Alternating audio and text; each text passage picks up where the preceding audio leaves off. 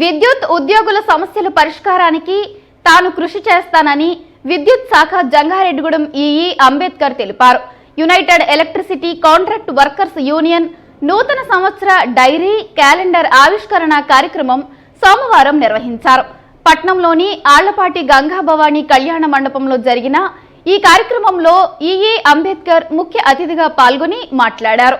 విద్యుత్ ఉద్యోగులు, కార్మికులు కష్టపడి పనిచేస్తూ ప్రజలకు మెరుగైన సేవలు అందించాలన్నారు. కార్మికుల సమస్యల పరిష్కారానికి తాను అన్ని విధాలా కృషి చేస్తానని తెలిపారు. అనంతరం ఉత్తమ సేవలు అందించిన ఉద్యోగులను అభినందించారు. ఈ కార్యక్రమంలో యూనియన్ నాయకులు పాల్గొన్నారు.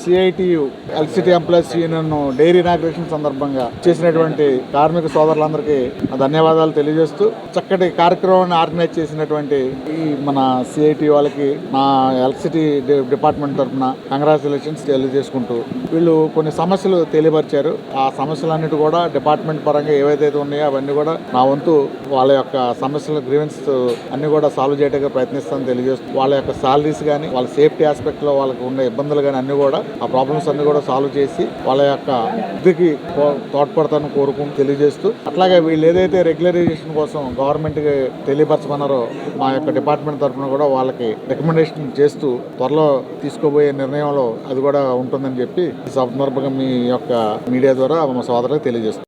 Contract workers union Jangareddygudem division ఆధ్వర్యంలో ముద్రించిన 2023 సంవత్సరం డైరీ క్యాలెండర్ని ఈరోజు ఆవిష్కరించడం జరిగింది. దీనికి ముఖ్య అతిథిగా గౌరవనీయులు ఈఈ గారు అంబేద్కర్ గారు ఇచ్చేశారు. మన కాంట్రాక్ట్ వర్కర్స్ అందరి తరఫున వారికి ప్రత్యేక ధన్యవాదాలని తెలియజేస్తాం.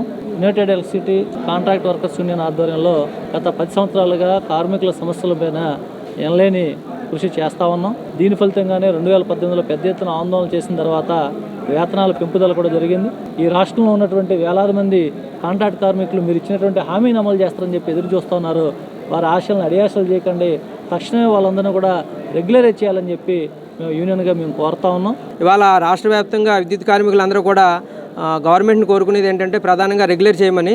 ముఖ్యమంత్రి శ్రీ వైఎస్ జగన్మోహన్ రెడ్డి గారు ప్రజా సంకల్ప పాదయాత్రలో చాలా స్పష్టమైన హామీ ఇచ్చారు. విద్యుత్ కార్మికులందరినీ కూడా సర్వీసు, సీనియారిటీ, ఏజ్ను దృష్టిలో పెట్టుకుని ఖచ్చితంగా రెగ్యులేట్ చేస్తామని చెప్పి హామీ ఇచ్చారు. ఆ హామీని అమలు చేయమని అడుగుతున్నాం.